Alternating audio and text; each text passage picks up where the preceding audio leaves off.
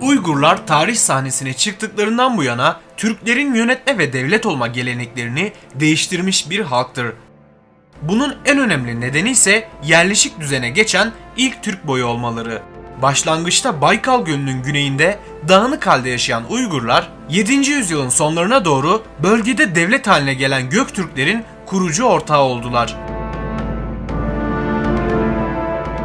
745 tarihinde diğer Türk boylarının da desteğiyle Göktürkleri yıkıp kendilerine ait Uygur devletini kurdular.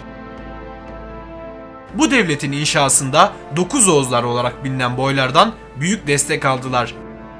Bazı Çin ve Arap kaynakları iktidar kurma sürecinde çevredeki topluluklarla ittifak kurup işbirliği yaptıkları için müttefik veya akraba anlamına gelen Uygur adıyla anıldıklarını aktarıyor.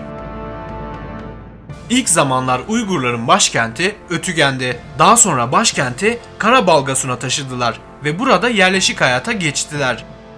Uygurların savaşçı kollarından Karluklar 721 tarihinde Talas Nehri çevresinde Çinlilerle Arap orduları arasındaki savaşta Araplarla ittifak olup Çinlileri yendiler. Çin bölgeden geri çekilince Uygurlar da bugün yaşadıkları yer olan Turfan'a girdiler. 840 yılına kadar bölgedeki en büyük güç Uygurlar oldu. Ancak bu tarihte kuzeyden gelen bir başka akraba topluluk Kırgızlar tarafından egemenliklerine son verildi. Uygurlar Türk kavimleri arasında pek çok ilki gerçekleştiren topluluk oldu. Tarihteki ikinci Türk alfabesini geliştirdiler. Ahşap harflerden matbaa makinesi imal ederek yoğun şekilde kağıt kullandılar. Kitaplar bastılar ve kütüphaneler inşa ettiler. Astronomi ve tıpta önemli keşifler yapan Uygurlar 12 hayvanlı geleneksel Türk takvimini geliştirdiler. Kamu hukuku ve özel hukuk alanlarında kendilerine özgü bir sistem kurdular. Kira, satış, vasiyet, faiz ve benzeri sözleşmeleri ticaret ve hukuk kavramında kullandılar. Ayrıca Uygurlar oldukça basit nitelikte de olsa pasaport ve vize benzeri uygulamaları hayata geçirdiler. Dans ve müzikte özgün üslupları, minyatür sanatı, orta oyunu ve benzeri eğlence gelenekleriyle Türk tarihi içinde önemli bir konuma sahip oldular. Bu yüzdendir ki Anadolu Türkleri üstün bir medeniyet kuran Uygurlardan ilham alarak dillerine çağdaşlaşma sözcüğünün eş anlamlısı olarak uygarlaşma sözcüğünü yerleştirdiler. Tarihin değişik dönemlerinde farklı dinlere inanan ama atalarının şaman geleneklerini kaybetmeyen Uygurlar 10. yüzyılda Doğu Karahanlıların önderliğinde İslamiyet'i seçtiler. Cengiz Han 13. yüzyılda Turfan bölgesini işgal edince mecburen Moğolların hakimiyetini kabul ettiler.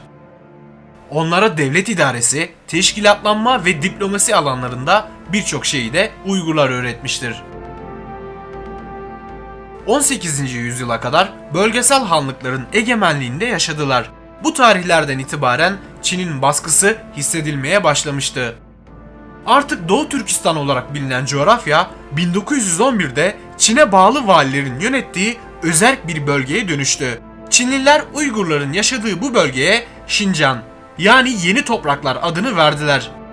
Türkiye'nin 2,5 katı, Fransa'nın yaklaşık 3 katı büyüklüğünde olan bir bölgeden bahsediyoruz. 1933 ve 1949 tarihleri arasında 2 defa bağımsız bir cumhuriyet kurma girişiminde bulunan Uygurlar başarılı olamadı. İsyanlar çok kanlı bir şekilde bastırıldı.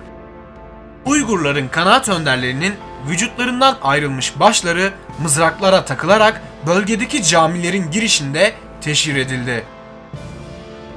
Son olarak Doğu Türkistan'da bulunan Turfan bölgesi dünyanın en verimli, en sulak tarım arazilerinden birisi.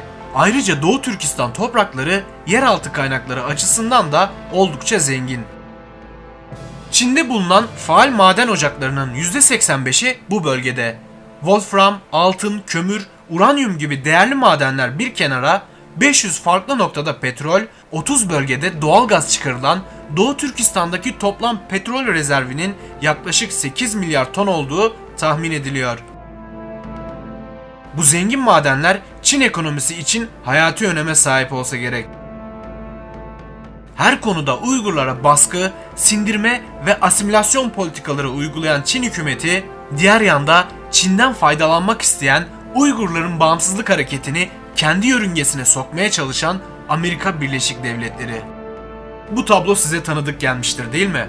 Her birinin kendine özgü yanları olmakla birlikte dünyanın birçok farklı noktasında benzer çekişmeler ve savaşlar, büyük devletlerin çıkar çatışmaları gölgesinde devam ederken olan yine masum insanlara oluyor.